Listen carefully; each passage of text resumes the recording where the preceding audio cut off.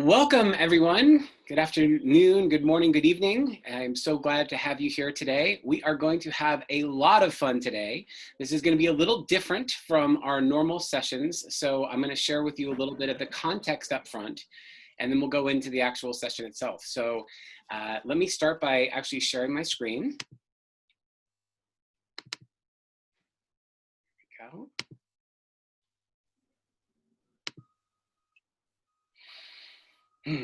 So this is going to be an experiential keynote on Victim. This is going to be about giving your audience an experience. So this is the purpose of what we're going to be doing today. I'm going to give you a bit of a framework. But to start off, I want to ask you a question. I want to know, where were you on March 23rd, 1989? Think about it for a second. Now, if I were to ask you where you were on September 11th, 2001, different sensation, different feeling, right? This is because of the emotions that you experience at that time in that event. And this is when we talk about doing experiential programming. This is the opportunity for someone to get it in their body. Same thing, if I were to ask you, what were you doing in your math class as a sophomore on a particular day, chances are you wouldn't remember. But if I asked you to describe the first person you kissed, you know, whole different sensation. And this is the difference. When we talk about doing experiential work, this is the difference that we see. Same thing if I were to ask you about a bicycle. I could give you a manual and I could say, all right, let's go ride a bicycle and let's talk about all the things, the pressure you put on your feet and all the things you want to do. It's not the same as when you get on the bike and you wobble and you screw up and you fall over, right? Very different experience. So today we're going to be working on an experiential event, and I'm going to tell you why. Oops, here we are. So I want you to think about it from when you're actually out in an audience, you're building your ideal customers, you're connecting with them and you're engaging with them. This is the context for us to be able to think about how we use an experiential program to both enroll and attract your ideal customers into your coaching practice. And so what we're going to be doing is we're going to be having an experience today that I want you to have for yourself, so you can also bring it to anyone that you choose to bring into your coaching practice. And just to be clear, this is not, we are using the word keynote. It's not just about keynoting. It's about presentation or any other context in which you're trying to create an experience for the other people. And we're going to be using Victim as a window into this, but it's not about, the content is not about the Victim thing. That's just something we are going to be using to help you, to help illustrate creating an experiential online experience that will impact your business development. All right, so go for it. Great, thank you so much, Shirzad. And what I'll share with you is I'm going to ask you to have a beginner's mindset today. In the beginner's mind, there are many possibilities, but in the expert's mind, there are few. And so there's a couple of things I'm going to request from you today. This is not a didactic session. Didactic meaning, you know, we have a conversation and I'm teaching and you're learning. That's not how this is going to be. This is meant to be an experiential session. So in order to be an experiential session, I'm asking you to take off your coaching hat and engage as a participant. Specifically, I want you to share your stories. I'm going to invite you to share, and I'd like for you to participate by sharing your stories. I'd also like you to engage in the exercises. So anytime you have an opportunity to engage, please play full out. Allow yourself to experience the experience for yourself so that you can actually bring it to others. And I'm going to ask you to raise your digital hand so that I can call on you. So just a reminder, click on participants, raise hand. That way I know that you're ready to share and I'll call on you. And we're going to be using breakout rooms. So if you're not going to be on camera or you're not ready to be in a breakout room to do this work, I'm going to actually ask you to drop off now and watch the recording afterwards. If you're watching this as a recording, I want you to know we have special recording options that we've developed, Shirzad and I have talked through, so that you can actually participate even in a recording. So whether you're live or recording, this is your opportunity to play full out. So primarily, so that we all know, these sessions are going to be mostly viewed by people who are not live. So cohort one, that is you, our friends, you are helping us create these recordings that are going to be mostly eventually seen by those who are only participating in the recording. So if you are watching a recording, our request is you're going to get the most value out of this session if you do it with one other buddy. So the breakout rooms we are going to create are just going to be with one other person. The exercises we're going to have are only going to be with one other person. If you want to get the most out of this session, you may want to pause right now and come back to this session when you have a pod mate or somebody else who wants to go through this with you to get the most out of it. If you don't want to do that, and if you're not willing to do that, it's okay. We're going to still give you an experience where you can do it solo, but it won't be as optimal as if you pause right now and go make sure you come back to this session after you have a person that you can do it with. All right, go for it, Bill. All right, so let's begin. By a show of hands, how many of you would like to experience more joy and happiness in your life? Please raise your digital hand. Excellent, thank you, hands down. And how many of you would like to live your most extraordinary life right now? Please raise your hands. Excellent, thank you, hands down. My name is Bill Carmody. I am a 25-year international keynote speaker and a coach. I'm a coach's coach. I support coaches to build exceptional 6- and 7-figure coaching practices so that they can actually reach and impact thousands of lives. And today, we're going to dive into what it is to be a victim. So to start, I want to ask you, what is a victim? Please raise your digital hand and tell me, what is a victim? Robert, coming to you. That was purely accidental. I couldn't get my hand down, but I guess here I am. There are no accidents. Yeah, right. What is a victim? Just everything hits you in some way as harm. Beautiful. Love that. Thank you, Robert. Ashley, you threw your hand up there too. What's a victim? Oh, you're on mute. Oh no, Ashley, I'll come back to you, Ashley. But we're not hearing anything from you. Laura, what is a victim? Yeah, so to me, a victim is someone who blames everybody else for their problems or their circumstances for their problems. Love it. What a great definition. Thank you so much. All right, so I'm going to go back to sharing my screen here for a moment. In the context of victim, we would say that the person got screwed over. And so we can call them the screwee. In order for there to be a screwee, someone has to do the screwing. So a victim is the person who is the screwee. So what I want to ask you is, who has a story of being a victim? And so if you've already put your hands up, go ahead and take your hands down if you don't want to share your story. And people who put their hands up, I want to know 3 things. I want to know what happened, how did it happen, and how did it make you feel? Who has a victim story? Okay, Robert. Oh no, hold on. You're back. Ashley, did you want to share?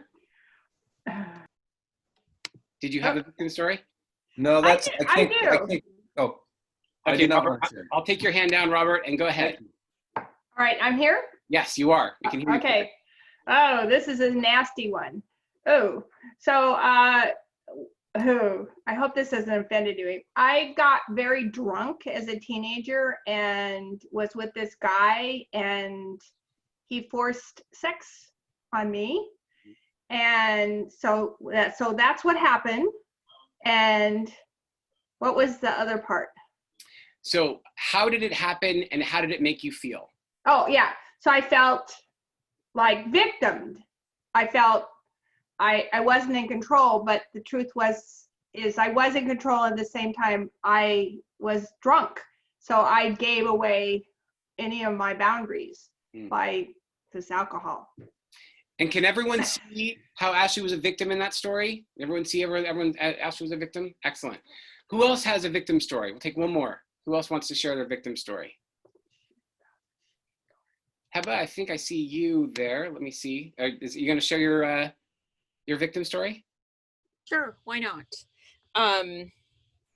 So I have run across narcissistic personality types over and over and over, and felt that it was happening to me, not realizing that I had some responsibility in attracting and allowing that kind of person to be in my life. Now notice that one doesn't sound like a victim story, does it? So I'm asking for a victim story. I want you to fully step into victim. So if you were to fully step into a victim story, what would that victim version of that be? Oh, poor me. Like, why is this always happening to me? How come? Why am I not able to, why is the world doing this to me? Why are people taking advantage of me? Perfect. Excellent. Thank you so much. This is great. So in a moment, we're going to actually send you to breakout rooms. And when we're going to do the breakout rooms, you're going to have one partner. There's going to be a partner A and a partner B. And I'm going to ask you to pick who's partner A, who's partner B. You're both going to get to go. And what's going to happen is you're going to tell, partner A is going to tell their victim story. Now I'm going to put up a slide and show you these instructions. But let me tell you first, and then I'm going to walk you through it in the slide. You can take a picture so you have these instructions, because once you go into the breakout rooms, you're not going to be able to see it. But here's what's going to happen. You have 2 minutes to tell your victim story. Now, some of you tell the long version, like the War and Peace version. So you want to chunk it down because you're only going to have 2 minutes. Get right to the heart of how you were a victim. Number 2, it needs to be a true story. So it's got to be a true story. It can't be one you made up. Number 3, it has to be one that happened to you. It can't be somebody else that you're talking about. And what your objective is to convince your partner 100% that you were a victim in that story. So it's tell the story in that perspective. So here, I'm going to share it again to reiterate. For partner A, you're going to tell your victim story. And I'm also going to suggest that you don't tell an unresolved trauma. We can get to that later. This is not meant to be something that you're still struggling with and you have a really hard time talking about. This should be a victim story that allows you to use this for the purpose of the exercise. And then it must be your story. It must be a true story. You have 2 minutes to complete it, and you want to convince your partner 100%. So any questions about what partner A is doing? Any questions about partner A? Oh, and by the way, I'm going to ask if you would lower your hand so I know if there is a question that pops up. If you put your hand up there, go to the same space and just lower your hand. Perfect. Awesome. Thank you so much. So no questions about what partner A is doing. Great. Then I'm going to go to partner B. So partner B, you have a role too. So if partner A is telling you their victim story, your instructions is to find out if you're convinced if partner A was a victim in their story. So you're actually going to be listening to hear if this was actually a victim story. And you want a poker face. Don't tip your hand. At the end, we're going to come back. I'm going to ask you, were you convinced that your partner was the victim in their story? And I want you to really be able to speak truthfully. If you were really convinced that they were the victim, great. If not, great. Either way is supportive. We want to make sure that you're in there. Any questions about what partner B is doing? No? Again, partner A is doing their darnest best to really prove that they truly, truly, truly were a victim. And partner B is gonna show a poker face, not reveal whether they're being convinced or not, but they're gonna pay attention to how much they're buying into the victim story. Did I say it right, Phil? You did indeed. All right, Perfect. awesome. And Jim has his hands up. Go ahead, Jim. Did you have a question? Yeah, aloha. Just to be clear, should partner B be asking questions, or are we just Nope. sitting there stoic? Stoic and listening. Poker face, Awesome. listening, and you'll come back and you'll have an opportunity to give feedback. But that's exactly what you're doing. Yeah, perfect question. Thank you. Got it. Thank you. Yeah. Okay. Any other questions? And Kate. Kate, yes. Kate, you have a question? Yes, I do. I just wonder, when you're telling your victim story, does it need to be a situation where there was actually a person doing the screwing over, or can it be circumstances where you Circumstances are fine. Thank you for clarifying. That's a great question. As long as you were the victim, then it counts as a victim story. And whether it was the circumstances or whether it was another person, that's fine. Great. Great questions. Thank you so much for clarifying, Kate. And Jim, appreciate you both. Okay, if there are no other questions, I'm going to send you into your breakout room. Again, you're going to have 2 minutes, so be efficient with your time. And just give me 1 second, I'll get this set up. And again, if you're watching a recording of this, you get the most out of it if you pause and we'll make sure you do this with one partner. If you absolutely don't want to do that, we are going to kind of still trying to make it work for you. It's just not optimal. Okay.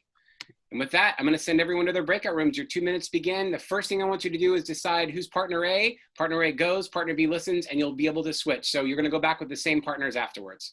Here we go.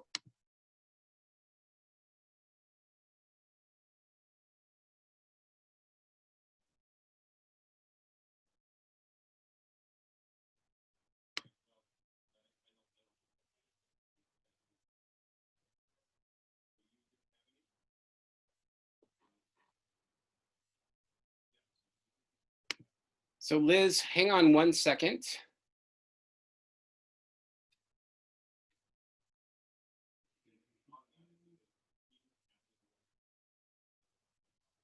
Great. Okay, and if you are listening to this video, you're watching this right now, you have your options. And the first thing you can do is you can pause this video, go find another partner and participate that way. And if you would prefer, the other option here is for you to actually tell your victim story. When we come back, we're going to switch partners. And when we switch partners, your opportunity here is to actually speak into what it was that you experienced. And so I want you to be able to tell your victim story, and you could do it directly to the camera. And even though there's not another person listening to your story, you won't get the feedback, you can still have the experience of telling your victim story. That's the most important part of this exercise, that you tell your victim story with as much drama and much excitement, and just really sort of step into what it's like to tell a story from the perspective of victim. That's the most important thing you can do right here and now. So if you want to pause this video and get another live person and tell them, do that exercise, great. And if you want to basically do it yourself, when we come back, we're going to switch the stories and make sure that everybody has a chance to go. All right. They'll be back momentarily in about 10, 15 seconds.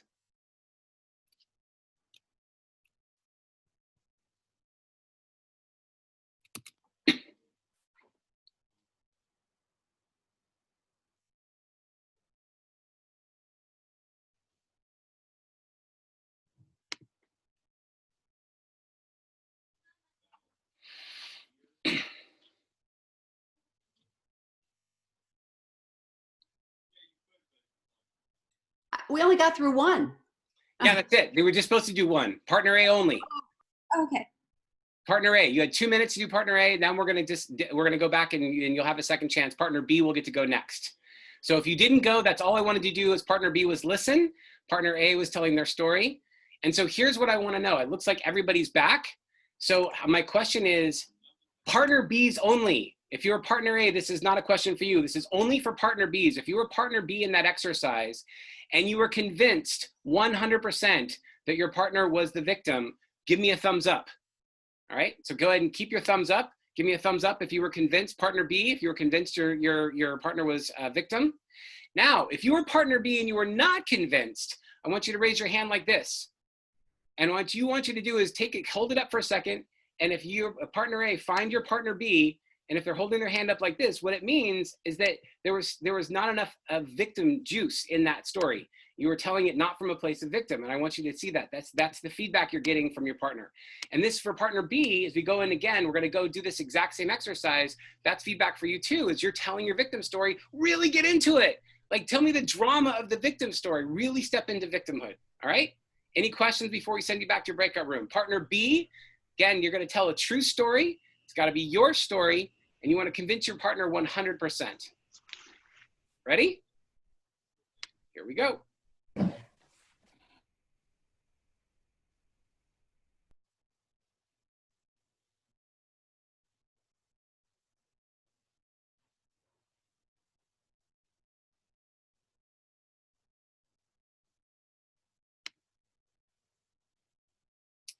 Okay, so in this recording, I'm going to tell you, if you did not go the last time, this is your opportunity. Tell your victim story right now. You have plenty of time. Tell the story and make sure that it's out loud. If you can do it with another partner, great.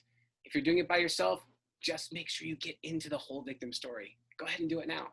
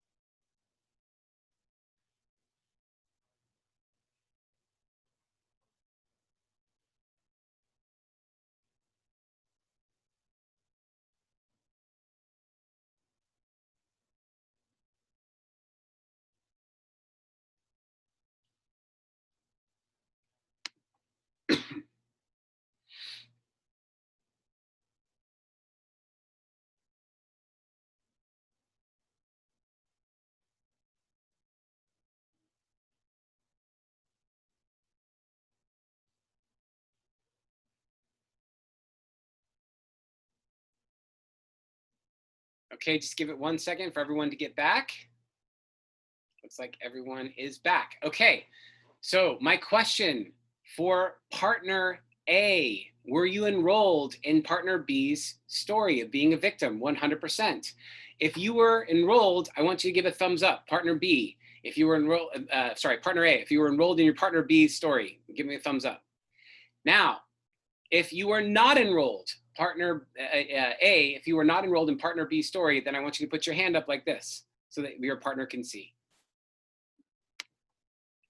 Just a few hands, few people. Again, opportunity here, good feedback. Find your partner if they have their hand up. It's an opportunity for you to see where you can step into victim even more so. Great, thank you for doing that. Now, we're switching gears. What is it to be accountable?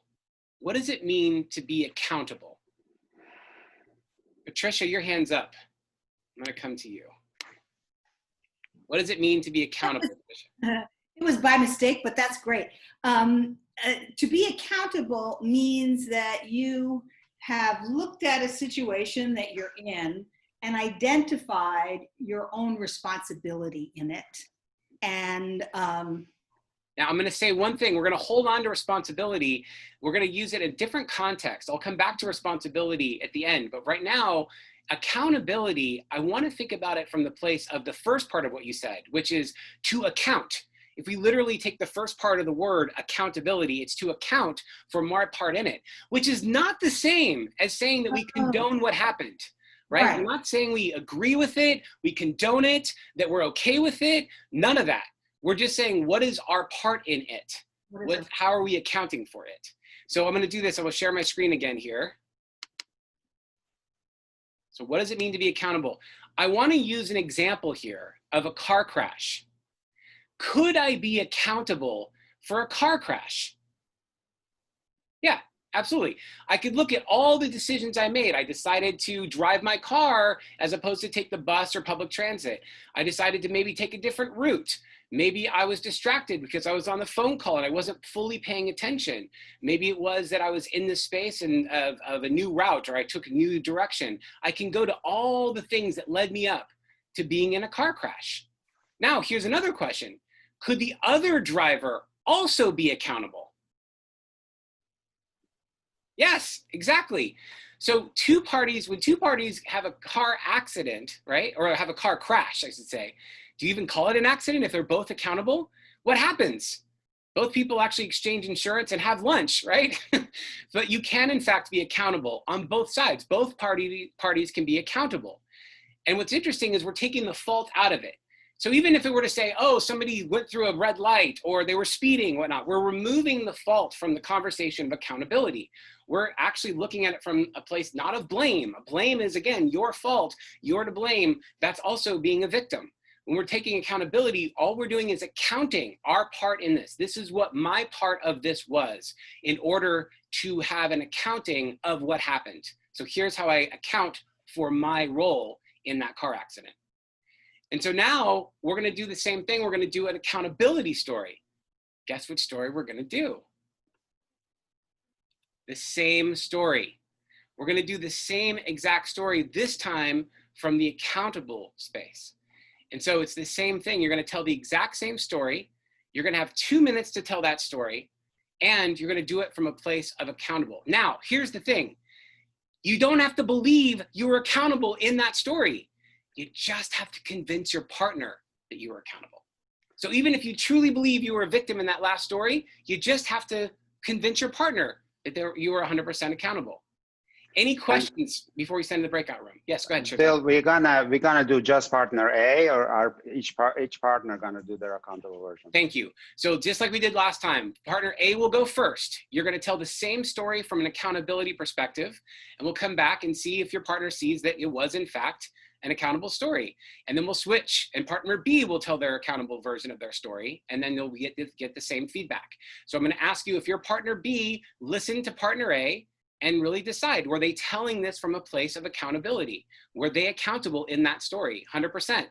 And partner A, I want you to really focus in on how you take the accountable side of that story forward. Any questions? Alexandra, you have your hand up. So I'm going to go to you. Go ahead. What's your question?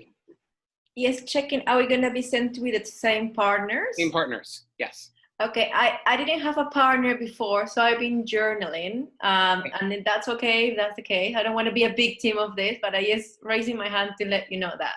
Thank you for that feedback. Good. You're doing it the exact same way that the people who are watching the recording are doing it. So thank you so much for that. I appreciate it. And we'll come back and we'll group digest together. All right. With that, I'm going to send everyone to their breakout rooms. Here we go.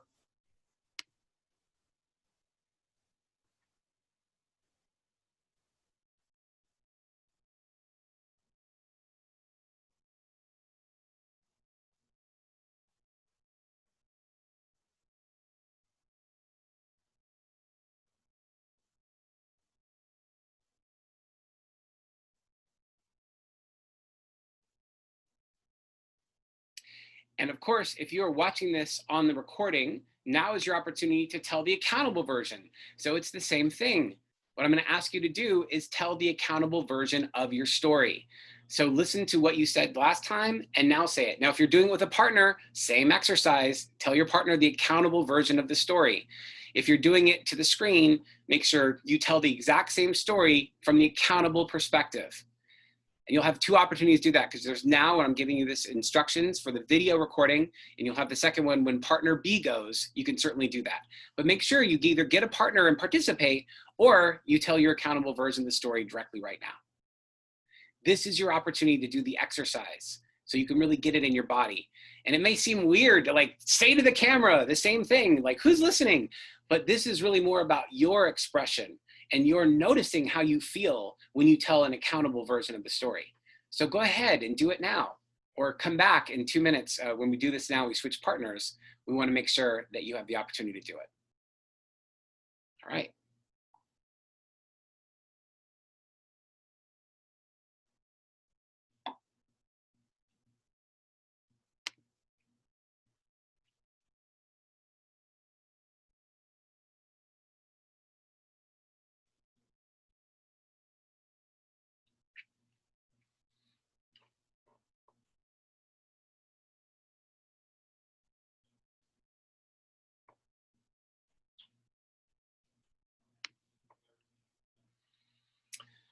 Okay, we're closing the breakout rooms. Give a minute for everyone to come back.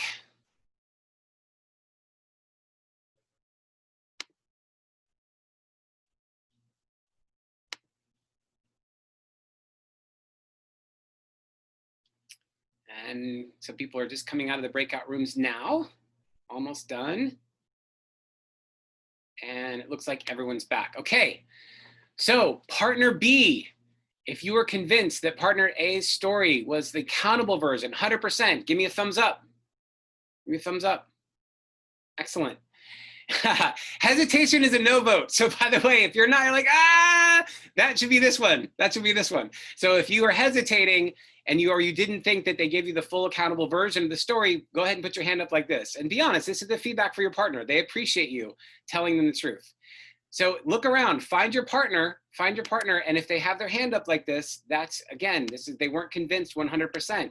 This is an opportunity for you to see like where you're still holding on to some victim part of that story. Same story, but you didn't tell the full accountable version. So it's an opportunity to look.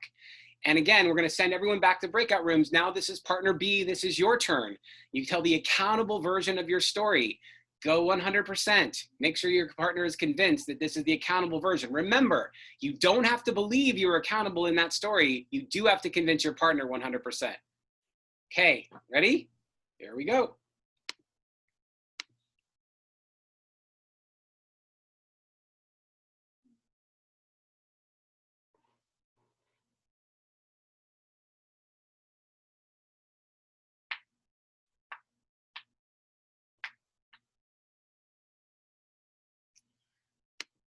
And you too, definitely sell your accountability story. This is your opportunity. Go for it.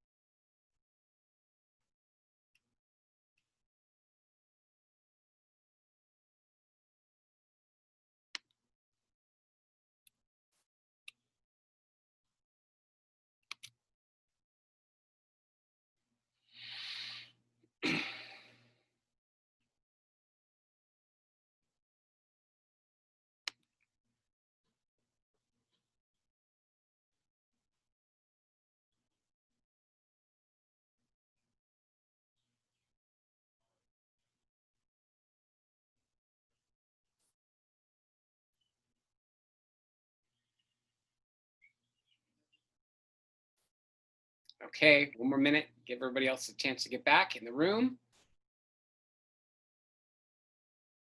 Okay, excellent.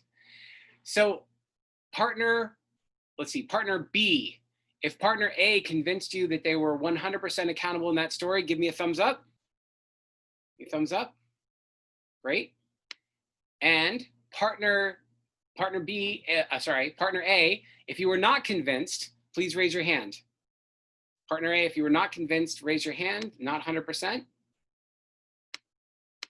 Okay, excellent. Well done. Perfect. So what I want to do now is I want to give an opportunity to dig into this a little bit further. So what I'm going to ask you is, what was the experience of being a victim? So when you were telling the story from a victim perspective, what's the experience of victim? And we're going to do this for popcorn sharing. So just take yourself off mute and shout it out. What was the experience of victim? And I'll write them down. Anger. It felt sad and Shocked. Frustrated. Resentment. Injustice. Physically hurt. Unfair. humiliated. Disrespected. Empowering. Painful. Unnatural. Hopelessness. Resentment. Annoyed. Unjust. Anger. Ridiculous. Ashamed. Manipulated. Angry. Small. Bill, don't worry about the Embarrassment. spelling. Just keep writing. Okay. Declare. Disrespected. Saboteur mind. Disempowered. Stupid. All right, hold on one second. Let me get this. So I got disempowered, Weak. weak, Unfair. Small. Manipulated. Ganged up on. Annoyed. Maltreated. Disrespected. Disappointed. Better than. No. Belonging to the Power. tribe. Powerless. powerless. Betrayed. Used. Choiceless. Hang on one second. One second. I want to get them all. I want to get as many as I can. Give me one more second. Let's keep going. Choiceless. Sorry, what was the last one? Choiceless. And hopeless. Cheated. Not a part of the tribe. What does that mean? Wait, I'm sorry. The part of not being part of the tribe. What does that mean? Being excluded. Excluded. Abandoned. Separated. Outcast. Betrayed. Betrayed. Oh, that's beautiful. I love that. Dishonest. Used. Now, Damaged. wait. Did someone say dishonest? I did. What? So dishonest in terms of being a victim. How is it dishonest? It didn't feel honest to my heart. So you didn't experience being a victim. No, it was that I was pretending to be. Okay, that's fair. And so I think that's what I wanted to do is, and I'm looking for the experience of actual victim. So when you are experiencing victim, if you didn't experience it, that's different, right? What I'm asking is, how do you experience? So anger, sadness, frustration, hurt, unfair, humiliated, painful, cheated, excluded. So like all of these things are those. Helpless. Invisible. Invisible. Damaged. Powerless. Heartbroken. Abused. Lost. Helpless. Outraged. Scared. Invisible. All right, hold on, just a few more. 1 second. I got it. I just want to make sure I write them down. So invisible. Hello, this is Lisa. Desperate. Scared. Heartbroken, someone said. Alone. Unworthy. Wrong. Humiliated. Helpless. Shame. Used. Excellent. Thank you for all of this. I don't mean excellent in terms of being a victim. I mean, thank you for sharing all of this. It's great. So now I want to ask you, let's go to the other experience. As you were sharing your accountable story, what was your experience of accountable? Curiosity. I heard Choice. one word. Curious. What was it? Strong. Choice. Empathy. Resilient. Resilient. Analytical. Decisive. Conscious. Responsible. Objective. Humble. Critical. Positive. Aware. Okay, hold on a second. Detached. Wait. Pause for 1 second. I want to hear them all and I want to get them all. Let me just move them over. And we get one more. Okay, go ahead. Keep going. The experience became fun. Fun, great. Neutral. Aware. Hopeful. Enlightening. Ownership. Positive. Positive. Empowered. Analytical. And we have Possibilities.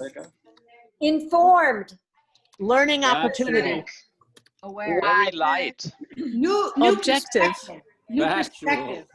Okay, hang on a second. This is all great. Let me just get one more. Let's get one more. Factual. Aware. Thoughtful. All right, so factual, aware. Objective. Thoughtful. New perspective. Mhm. Wise. Thoughtful. Honest. Possibilities. Powerful. Wise. I think we- Wise, yeah. Intelligent. Invincible. Facile. In- Honest. Invincible. Hang on one second. I got invincible. Let me just put it on the other side here. One. Don't forget that wise one. That's a good one. Wise. Got it. Okay. Wise. Insightful. Integrity. Henry felt completely transformed. Insightful. And hopeful. Resilient. Empathetic. Balanced. Movable. Capable. That word. I missed one there. If you said it and just one not up there, shout it out. 'Cause I missed one. I'm hearing empathy. Oh, Okay. empathy. Empathy, that's huge. Humble. Mhm. All right. Do one more. 1 second. You can get there. Oh, capable is a good one. Movable. Okay. 1 second. Hold on. Movable. Laser focused. Someone said humble. Movable. Thank you. I felt exposed. Oh, yeah. How exposed? Put yourself like- into your values. Yeah, earlier I was the victim, and now I'm telling that I was how I was accountable for that. So I felt like, oh my God, I must have lied in the first story. So it was like, God. Okay. We'll get to that in a second. But you know, the thing is that the experience when you are accountable, are you feeling exposed or is it something else? Do you feel honest? You're like, is there a difference, right? In terms of how you shared it. Maybe it's honesty, but yeah, vulnerable. I think vulnerable. I think very vulnerable. Yes. Okay, I'm going to fight for my dishonest on the other one because it does feel dishonest when I'm pretending to be a victim. I got it, Ashley, and I promise we'll get there. I'm going to get there in 1 minute. Just let's finish this part. Bill, yes. Bill, we have somebody with very noisy background. I'm going to mute all, and Okay, then great. if you want to speak, please please unmute yourself. So I'm going to mute all, and then please unmute yourself as you want to speak. So this is perfect. Bill, that includes you. You got to unmute yourself.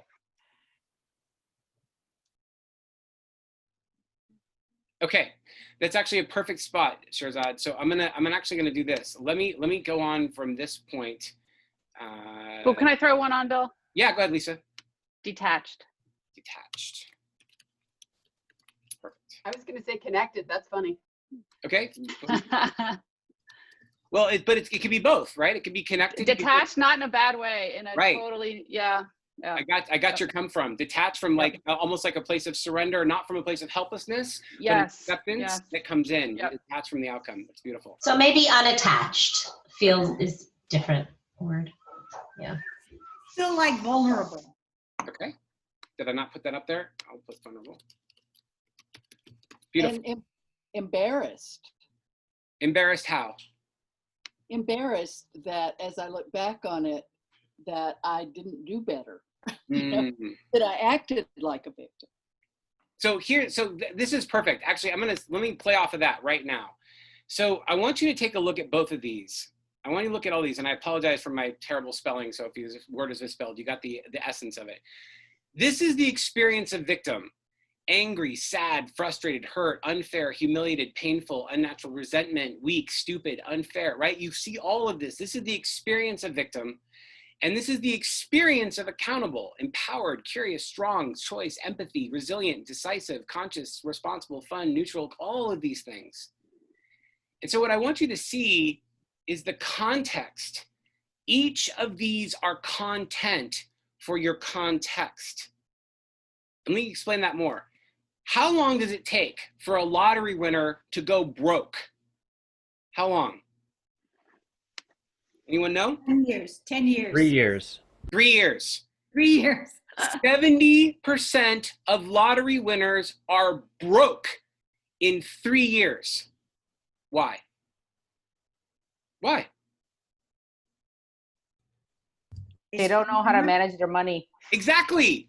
If you're a broke context, if your container for money is it goes through like this, and that's your context, I don't care if you pour $30 million into that broke context. If you're broke and that's your context, you will remain broke, even with $30 million being poured onto you. That's what I mean by context. So both of these, if you look at the context we're living in, these are the different contexts we're up to. So here's the thing. When I look at this, which context is the right one for the life you say you want? I choose accountable because this is the life that I want. Now let me ask you a question. Is it true that you're accountable for everything you want in your life? Is it true that you're accountable for everything you want in your life? Nod, yes, no, yes. I see a lot of yeses. I see a lot of head nods, right? And the truth is it's not. It's not. Neither victim nor accountable is true. For some person who is saying that, hey, I feel shameful as I tell the accountable version of that story, it's not true. Neither of them are true. Neither victim nor accountable is true. They are both perspectives. Perspective. We look at the car accident. The accident is the fact. The accident is the event that happened. It is undisputable. That's the truth. The perspective I choose is either victim or accountable. They're both perspectives. Neither one of them are true. Our choice is what makes us powerful. Neither perspective is true. So I'm going to ask you a different question. Is a 5-year-old accountable? Is a 5-year-old accountable?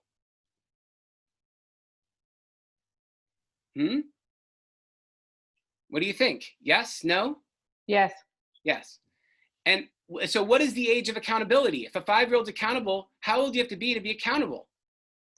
It depends. It depends on your knowledge. It depends on your understanding. It depends on the situation and what you need to know and what you've actually learned up to that point. Right. What your parents have taught you, what your world has taught you. Okay, so I'm going to propose something different. Twins, 2 children, the most horrific thing that can happen to a child, they are molested. 2 children, twins, they're exactly the same in any other way, and one ends up in jail, and one ends up transforming and healing the world for other children who've experienced that trauma. Is that possible? Is that possible that both kids could have very different outcomes with the same event? How many of you, by a raise of hands, have learned more from the most traumatic experiences in your life? Right. You have a traumatic experience and you can learn a lot from that if you're willing to look. See, accountability is a choice. It's a perspective. Neither are true. And I want to really reinforce that because this is really important for the work that we're up to. See, you know, people who are in the victim side spend their entire life as victims. They go through their entire life as victims. You know, people who are accountable. You know, you look at someone like Nelson Mandela. You look at, you know, people who've been imprisoned unfairly. They could easily come out and be the victim card, and they chose not to. They came out and instead of attacking their attackers, they went through and said, here's my part in this, and here's what I get to do to change the world. That's accountability at its finest. You have the woman who started Mothers Against Drunk Driving, who could easily have played a victim because her daughter was killed by a drunk driver. And she chose to start an entire transformation and reduce drunk driving by 25% in the first few years. Accountable. She chose that. This is the thing I wanted you to see, is it is a choice. And the choice is to forgive, to give forth the past. And this is what we are up to here. The idea of letting go of the past means to give forth, that's what it was. So, you know, when we think about victim, we put ourselves into a jail cell, because what we're doing is we're saying, you're responsible, it's all your fault, and we jail the person who we call as the person responsible for whatever outcome we've experienced. But in order to do it, we got to do the jailer. We're going to sit there, we're going to hold the key, and we're going to just sit there looking at them in the jail cell. Now who's imprisoned? We imprison ourselves, even if we put the other person in those walls. That's what it is to be a victim. We actually are imprisoning ourselves. So this is the idea of responsibility. Someone said this earlier. Responsibility requires accountability first. First, I need to account for my part in it before I can be responsible. And then, if it's to be, it's up to me. And this is the context of so what, now what? Not in the context of, oh, so who cares? I don't mean that way. So this happened. So what? This is what happened. Now what am I going to do? That's what it means to be responsible, to account for my part in it and create responsibility so that I can move forward in my life. That's the distinction. So what do you see as possible when you live your life 100% accountable? This is the question. And this is what we're up to. What I want to really, really drive home here in this moment is that when we talk about what is this all about, I can say, okay, Bill, I get it. I want to live myself more accountable. Great. My clients want the same thing. Great. Not enough. It's not enough. The reason that we've focused so much on mental fitness is because the neurons that fire together wire together. You can intellectually get all this stuff and still find yourself in a victim. Absolutely. So can your clients. See, in this context, when we understand that the work we do is to actually rewire our brains by looking at all of this, this sage is accountable. Our saboteurs are victim in many flavors of it. And so this is the opportunity for us to look and to make a different choice. Great. So Bill, thank you. And now I want to step back from what Bill just did and kind of provide a couple of contexts. So one, remember, one of the things that we wanted to do here is show you through Bill's example how to do an experiential exercise, either as a keynote or as a session, so that you take your folks that you're either coaching or your prospects into a visceral experience of something powerful, which is what we have tried to do. So one looking we want you to bring is that element of how did we do, what worked or what didn't work about the way we tried to create a powerful experiential exercise. The second thing, which is also at the very content level, victim versus accountable, as you probably have started connecting the dots, it's exactly what we do with everything with our operating system, which is the sage perspective. Think about everything Bill is talking about is the sage perspective. It says what has happened has happened. The saboteur perspective says I'm screwed, I'm screwed, I'm screwed.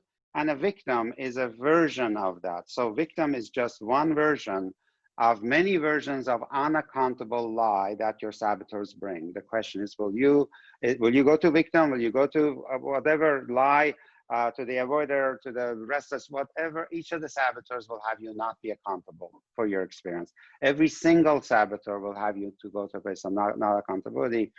Then where the sage starts, as just connecting the dots of what we have talked about, is discernment is a place where you start with, oh, I am accountable. This is what happened without shame, blame, whatever. So without any of, so discernment of the sage is one in which you actually look at what has happened as what it is, right? That gives you the fork in the road of, okay, this is what has happened. With discernment, I'm just calling a spade of a spade. It is what has happened. And now, am I going to use this observation to go down the path of victim or any other lack of accountability of the saboteurs? Or am I going to take it down the path of the sage perspective that says, I can, I shall convert this into something positive for myself, for my clients, for others, for the world. And so if you remember when we had a session on the sage perspective, I literally said, those who have a spiritual belief system, look at the sage perspective as this is how the universe works. This is what my spiritual tradition teaches me. Everything happens for a reason. And half of my clients are agnostics or not spiritual or atheists. And with them, I say exactly what we are talking about here, which is, if you hold this perspective of the sage that says, I can, I shall be able to convert this into a gift, and that's what the reality becomes. So whatever perspectives you hold becomes reality. So what we are doing is really doubling down on a very, very central part of our operating system. And the final point Bill made is, all of this is fine and good intellectually. We totally can look a client in the eye and say, hey, be accountable for your life. When you think about it, everything about what we do, from the first moment when we say that all your negative emotions is on you, it's not because the life is doing it to you. If you're feeling negative emotions for more than 10 seconds, it's on you. Your saboteurs are responsible for it, right? So this whole thing is an invitation for full accountability of life. Your clients would get that, hopefully very quickly after working with you, but still, that doesn't mean they're able in practice to go there and live an accountable life. Why? Because inside is only 20% muscle building, muscle building, muscle building. Okay, I know it's on me, but how the heck do I shift and live a different self-fulfilling prophecy? That's where the muscles come in. So hopefully you're seeing a lot of things kind of get tied back together in this one session. And it would be good to go into a little bit of a discussion of some feedback from how you have experienced in how we are tying all of these things. Bill, do you want to add anything before we go to get some reactions from people? I would love to share. First of all, thanks for all the feedback in the chat. That's amazing. I appreciate that. And Stacy, I don't know, actually, Stacy, can I come to you? Are you on camera? Sure. All right, perfect. Yes. So I love what you said. I really do. I love what you said about the perspective. Will you share what you put in the chat so that everyone can hear it? Yeah, I was kind of getting stuck in my head about the 5-year-old thing. Of course, the example I brought was something that happened to me at 5, so I was feeling connected to that. And I love how you talked about how, you know, it may not be accountability, like it may not be, I may not be accountable for what happened at that moment, but that the choice to choose it to turn it into a gift of the knowledge, power, or inspiration, maybe all three, becomes my own. So maybe at 5, you know, there's not the accountability there, and there's not, you're not maybe at choice as much, but that invitation comes later. And as you look back on your life, and this is what I loved about how you shared, as you look back, you can say that event and say, look, what is my part in this? And what can I do to use this? And no matter a traumatic event, again, I want to go back to, not from a place of being okay. This is not, we're not saying this is right. We're not saying we're accepting it. It's not even something that we're saying is anything other than what it is. We're acknowledging for what happened. And when I start to cape from a place of accountability, what can I do it from this place? As I give forth the past, I can release it. And now I can focus on, now what? Now that this has happened to me, and now that I've experienced it, what can I do? And I go as I go forward. That to me was really powerful. Thank you, Stacy. Yeah, thank you. Yeah, I mean, we got to underline that the 99% of the universe and what happens is not something we can control, or that we can say we are accountable, responsible for it happening. But the way we are with it and the way we react to it is, then that's where we're saying you're 100% accountable.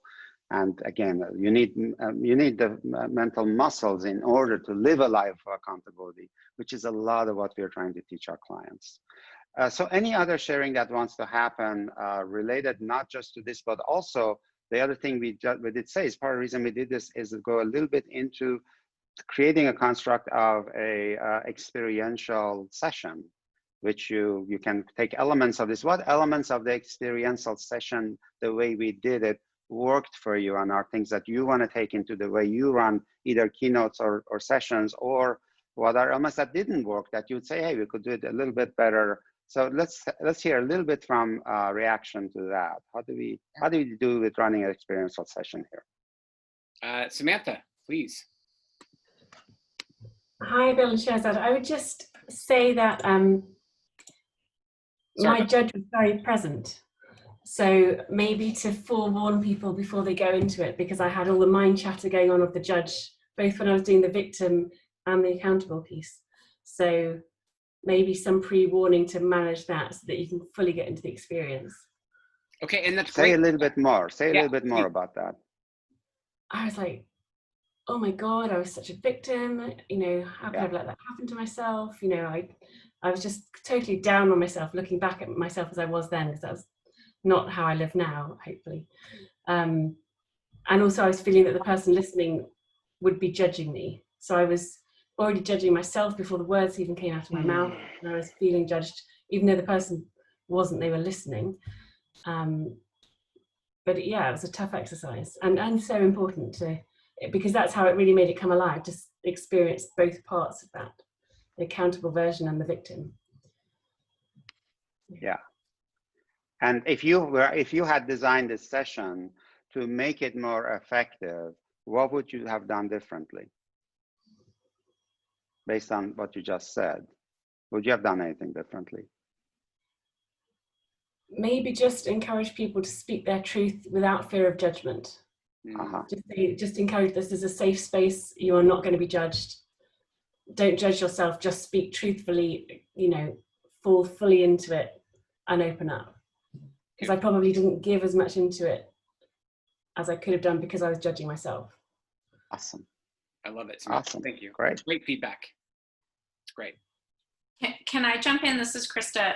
It's kind of related to that last piece. One of the things that it makes me think of is, you know how we've done the victim or the judge visualization. So you could have done maybe just a little bit of a visualization to actually have us get into the energy state of victim and to tell the story from that energy state. Because I know when I told my story, I was, you know, felt hearted about it because part of it is like, it doesn't trigger me anymore. So that would be another idea. And that energy state, I'm reading in chat, some saying, hey, for the accountable side, it would have been nice to do some PQ reps to get into that energy state of the sage who would be more accountable. So you're saying a little bit of, maybe a little bit of help on get to the physicality of the saboteur. We know each saboteur, the victim has a physicality and so does the accountable sage. That would have been interesting. Yeah. Great ideas. Could I jump Anybody in? else? Yeah, go ahead. I think it would have been helpful. I love the whole thing really, but the knowing that it was not, that you didn't want us to pick an ongoing thing, that it was a contained one. Because I thought of one that went, you know, affected me a lot through my life, and then I had to quickly switch, which I did, but you know, that would be good to know. And I liked the breakouts and having the same partner. I thought that was very effective. Yeah, awesome. And I'm reading in chat a little bit added to what you said is a little bit of creating more safety for people feeling they're not going to be judged as they're going to the victim. So it sounds like we could have created a little bit more safety for people to go through the exercise, because it appears like we really were worried about being judged by the other person. So, oh my God, look at this. Wow, awesome. We could have done more of that. And also more time. I heard more time. I appreciate that. Yeah. No, what's interesting about why the 2 minutes, there's actually a design for that. It's really to make sure people are efficient and get right to the heart of it. And what we found is sometimes it'll expand to whatever. If we gave 5 minutes each or even 10 minutes each, the time would expand to whatever is given. So we try to keep it tight. But I understand the feeling of being rushed also is something we can play with. So it's good. I love the feedback. You guys are awesome. Can I share a piece of feedback? Yes, please. Sure. One of the things that might be interesting also is for person B to afterwards reflect how much of their perception of person A was because of the filter that they bring to it. Of course. Huh. Interesting. Great. That's awesome. Because I project on you what I experience. Absolutely. That's awesome. Thank you, Lisa. It's beautiful. Great. Any other suggestions for the experience of the experiential exercise and how it could have improved potentially? Sounds like we are good to go. Sharon, let's hear from Sharon. I was going to say there's a suggestion in the chat about an online tool called Menti, but there are other tools as well, Bill, that you can use so that people can type in their own ideas and it shows up on your screen, and that would save you the trouble of having to transcribe. Ah, great. Thank you for that, Sharon. I appreciate it very much. And it makes a word collage, Menti, you know, so that like, yeah, it makes if like 7 people say integrity, then integrity gets bigger. It's very cool. I just Oh, see, All right. Menti.com. I love the coaching community. Is so amazing. Someone actually said, "Hey, you should use Searchy so we can find content in the Q&A sessions immediately." It's just amazing. You guys are all making this so much better. Thank you. Appreciate the suggestions. Amazing. Especially if the transcriber is not so great at spelling the way that we found out. And I kept wondering, is the stickler in you gonna hate leaving it unspelled, or do you want to keep on spelling? So yeah, there are judgment calls. I also know, by the way, that I allowed too long to go with noise in the background. It was creating a irritation. There was somebody who had a very noisy background. I should have intervened faster. So I know so by the way, it points to how much easier it is if you have a collaborator on these sessions. So it's so wonderful when I do this, and Bill is my collaborator, and same here. And I, as a collaborator, should have stepped in faster with the noise, with managing the noise, because it was shifting people into the irritation mode. You're just right. And that's Shirzad stepping into accountability. Yay! Exactly. Poor me.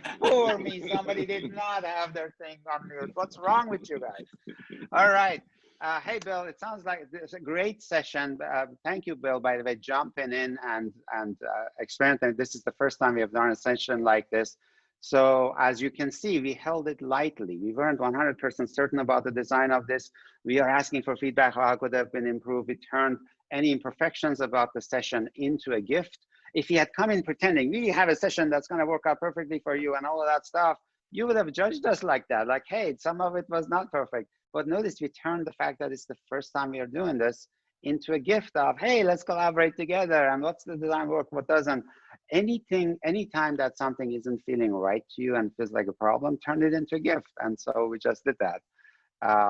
So Bill, awesome session. Great collaborating with you. Always. And anything else you want to add before we say goodbye to these beautiful people? That's what I want to add. That it is such a beautiful space to play. That, you know, this, and even as the chat continues to light up, what I love about it is the opportunity to try things on and to demonstrate and to really live the work that we're all about, and then to have such a supportive community that even in the feedback, it's all from a place of love and connection to say, hey, these are ways to make it better. Let's keep going. And I love that. So I feel so held by this community, and it allows me to sort of step out of my own comfort zone to try on some new things. And thank you for allowing us to do this today. I'm excited. Yay. All right, everybody, take great care of yourselves. See you soon in the community again. Take care. Bye-bye.